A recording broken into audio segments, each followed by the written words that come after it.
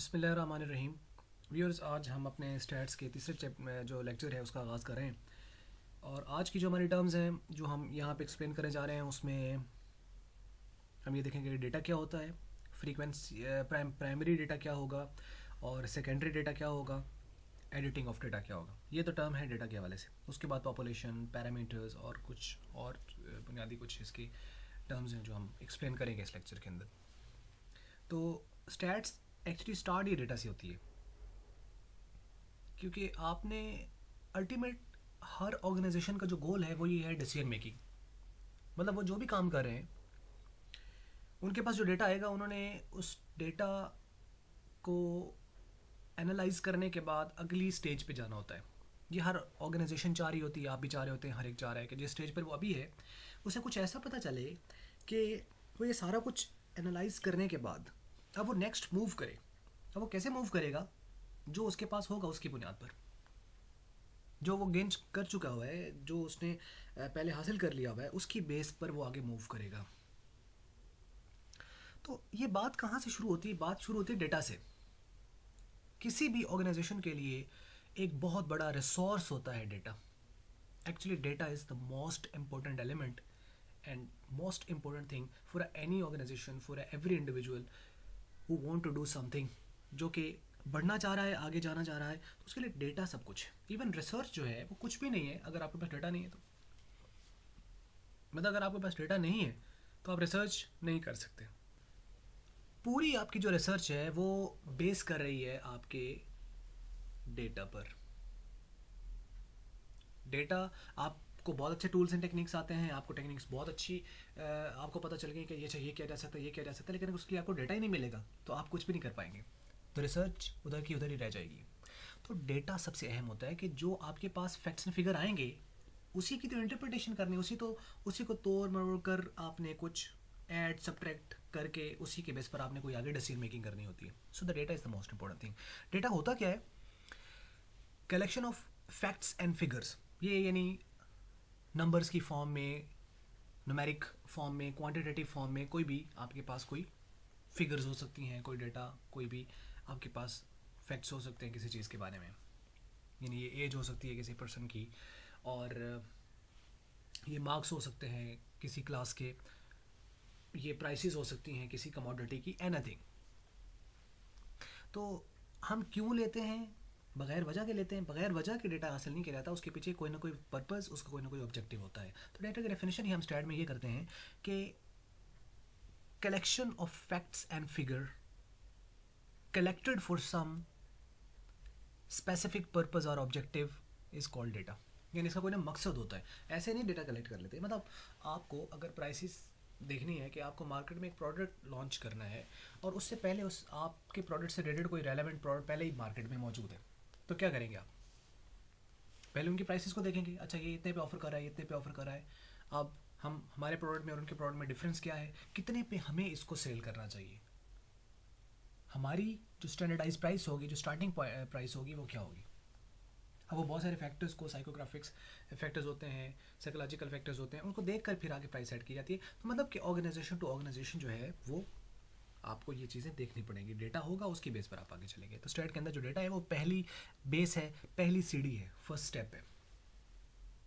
So raw facts and figures that you are collecting from any source for some specific purpose or objective, that is known as data। Data दो तरह का होगा depending upon the source from where you are getting it. जहाँ से आप इसको ले रहे हो उसकी बेस पर डेटा दो तरह का होता है। अब डेटा एक प्राइमरी होता है और एक होता है सेकेंडरी। प्राइमरी डेटा वो डेटा है कि जो आपका प्राइमरी सोर्स से आया है। The data which have been collected from a primary source is called primary data. इसे कहते हैं first hand data, fresh data, direct data.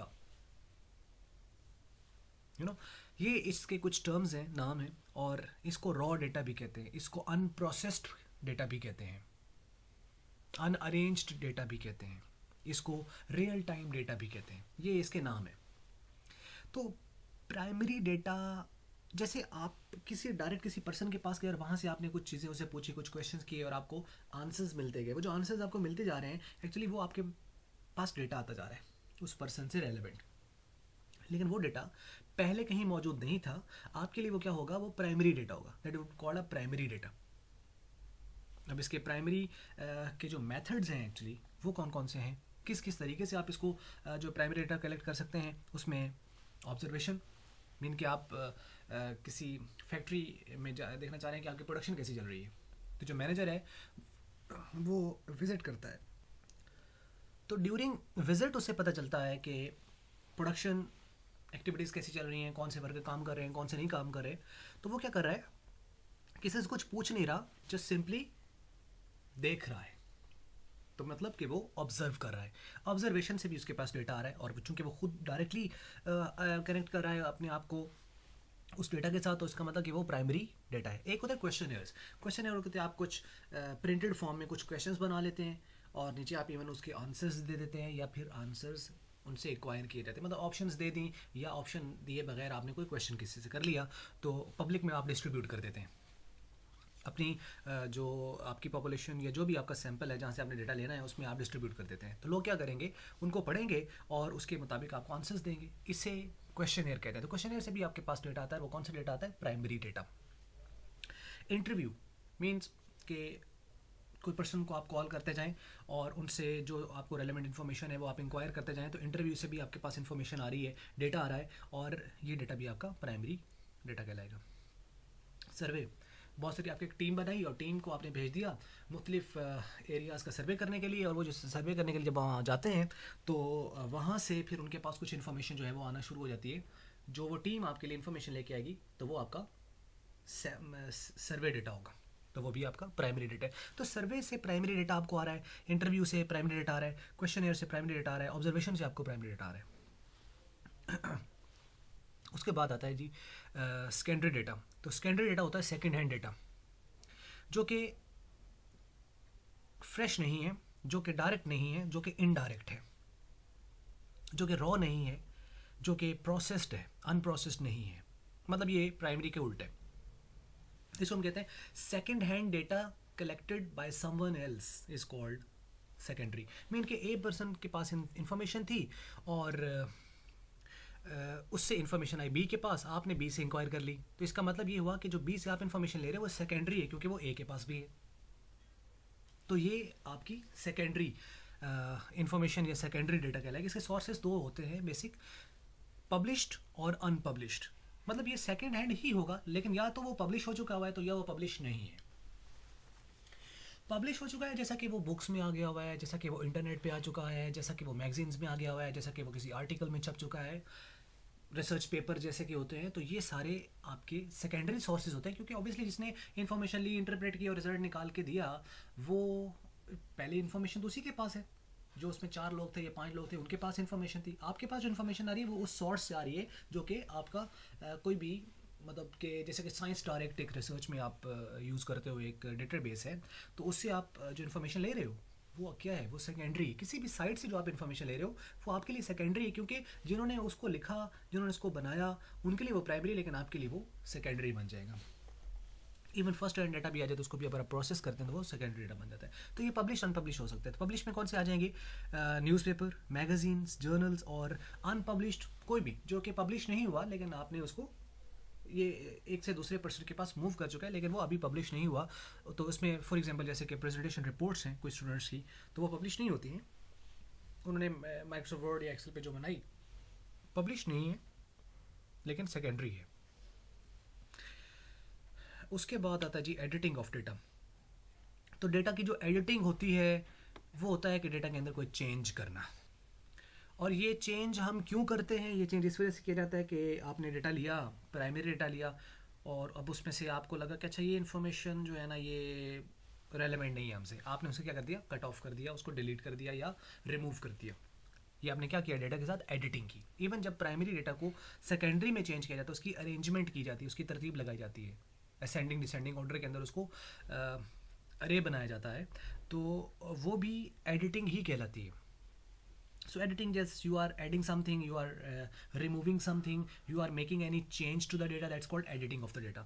तो डेटा के अंदर एडिट किया जाता है अकॉर्डिंग टू द रिक्वायरमेंट या जो आप चाह रहे होते हो, मतलब जो आप स्पेसिफिक जिस फॉर्म में डेटा लाना चाह रहे हो, तो ऑब्वियसली वो उस फॉर्म में नहीं आएगा, तो ऑब्वियसली उसकी कुछ कटिंग, डिलीटिंग, अपडेटिंग जो भी है वो उसको आपको करनी पड़ेगी। तो that's called editing of the data. तो एडिटिंग ज़रूरी होती है उसलिए उस फॉर्म में लाने के लिए जिस फॉर्म में आपको डेटा रिक्वायर्ड है। So the making and required changes in available data for some systematic purpose called editing of data.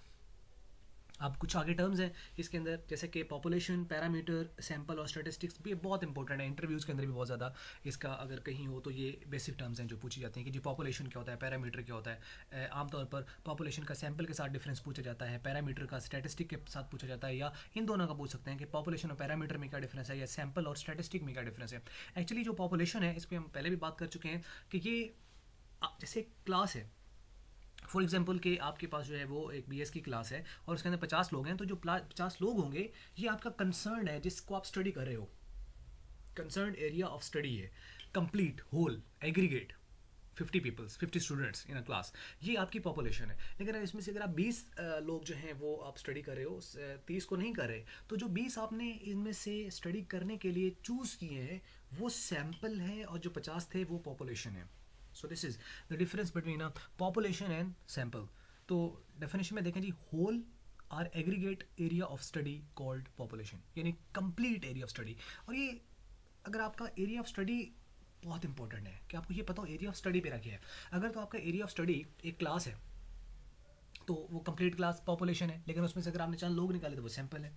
अगर आपका एरिया ऑफ स्टडी एक स्कूल है तो स्कूल पॉपुलेशन है, और उसमें से आपने हर क्लास में से 4 लोग निकाले, वो आपके सैंपल्स हैं। अगर आपका एरिया ऑफ स्टडी जो है वो यूनिवर्सिटी है तो यूनिवर्सिटी का जो है मुख्तलिफ जो डिपार्टमेंट्स हैं वो आपने हर डिपार्टमेंट्स में 4 लोग निकालें, वो आपके सैंपल्स, और यूनिवर्सिटी आपका एरिया ऑफ स्टडी जो कि पॉपुलेशन।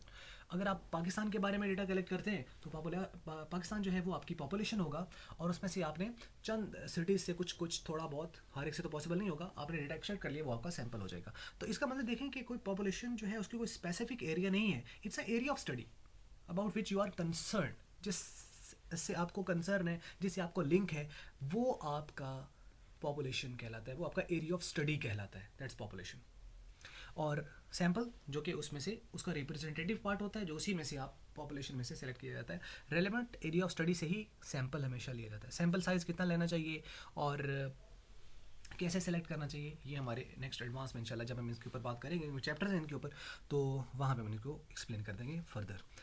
तो ये देख लीजिए पॉपुलेशन में भी कॉलेज, सिटी, देखें कि ये नहीं, कॉलेज भी हो सकता है, कोई शहर हो सकता है, कोई प्रोविंस हो सकता है, कंट्री हो सकता है, इवन वर्ल्ड हो सकता है। पॉपुलेशन में भी फाइनेट, ये फाइनेट भी हो सकती है अगर लिमिटेड नंबर ऑफ ऑब्जर्वेशन इसके अंदर हो, यानी अगर लिमिटेड आइटम्स हैं जिसको आप स्टडी कर रहे हो, ऑब्जर्वेशन एक्चुअली उनको कहा जाता है स्टैट में, तो अगर तो लिमिटेड हैं यानी कि गिने जा सकते हैं, उनके कोई लिमिट है, चाहे वो 1000 है, लाख है, या 2 लाख या 50 लाख भी है इवन, तो मतलब कि वो फाइनाइट पॉपुलेशन है। और अगर तो वो नहीं गिने जा सकते, अनलिमिटेड ऑब्जर्वेशन हैं उसके अंदर, तो इसका मतलब कि अगर आप उसको स्टडी कर रहे हो तो वो आपका इनफाइनाइट पॉपुलेशन का है, जिसके नंबर ऑफ स्टार्स हैं। इफ़ यू आर इवन के जो मुख्तलिफ़ किस्म की जो फिज़िक्स की जो एक फील्ड है, एस्ट्रोनॉमी, तो उसमें जो लोग स्टडी करते हैं उसको, तो ऑब्वियसली वो इसको स्टडी तो कर रहे हैं, लेकिन वो सारे को ऑब्वियसली इन चीज़ों को नहीं कर पाए, क्योंकि यूनिवर्स जो है वो एक्सपेंडेड फॉर्म है और इसका कोई एंड नहीं है। ठीक है, तो ये लिमिटेड भी हो सकती है, अनलिमिटेड भी हो सकती है, यानी फाइनाइट पॉपुलेशन हो सकती है। पैरामीटर क्या होता है? पैरामीटर, ये देखें, पी से पॉपुलेशन, पी से पैरामीटर, तो यानी जो पैरामीटर है ये पॉपुलेशन की मैयर है।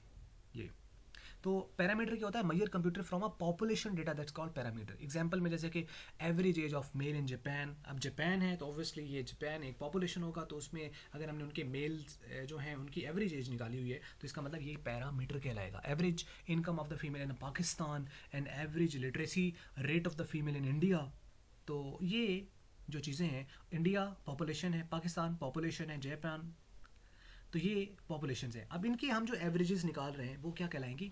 पैरामीटर्स कहलाएंगे। सैंपल क्या होता है? Representative part of the population called sample, and it may be a portion of the college, portion of the city, a portion of the province for study purpose. Sample क्यों लेते हैं? Time की shortage होती है, हम पूरी population को study नहीं कर सकते, टाइम कम होता है, हम सैंपल को स्टडी करेंगे। कॉस्ट फैक्टर्स इसके अंदर आ जाता है कि पैसे बहुत ज़्यादा उसके ऊपर आ रही है, कॉस्ट बहुत ज़्यादा आ रही है, तो हम इतनी कॉस्ट बियर नहीं कर सकते, तो इसकी वजह से सैंपल को स्टडी करेंगे, उसको पॉपुलेशन को हम स्टडी नहीं कर सकते। ये कुछ लिमिटेशंस होती हैं। और इसी तरीके से जी आप आगे सैंपल से स्टैटिस्टिक, ऐसे सैंपल ऐसे स्टैटिस्टिक, तो स्टैटिस्टिक है measure computed from sample data, ये क्या थी parameter, measure computed from population data. और स्टैटिस्टिक क्या है, measure computed from the sample data. So example इसमें जैसे कि सैंपल मीन हो गया, सैंपल मॉड हो गया, सैंपल मीडियन हो गया, सैंपल वेरिएंस हो गया। तो ये पॉपुलेशन वेरियंस भी होता है, इवन पॉपुलेशन मीन भी होता है। तो यानी पॉपुलेशंस की भी मेजरमेंट है और सैंपल्स की भी मेजरमेंट है। That was you all from our side. इसमें अगर आपको किसी हवाले से कोई क्वेश्चन वगैरह है तो आप ज़रूर इसमें कमेंट्स में ऐड कीजिएगा। वीडियो अच्छी लगी तो लाइक करें और सब्सक्राइब करें चैनल को, और लोगों के साथ शेयर करें, अपने दोस्तों वगैरह के साथ जिनको इससे फ़ायदा हो सकता है। वीडियो देखने का आपका बहुत शुक्रिया।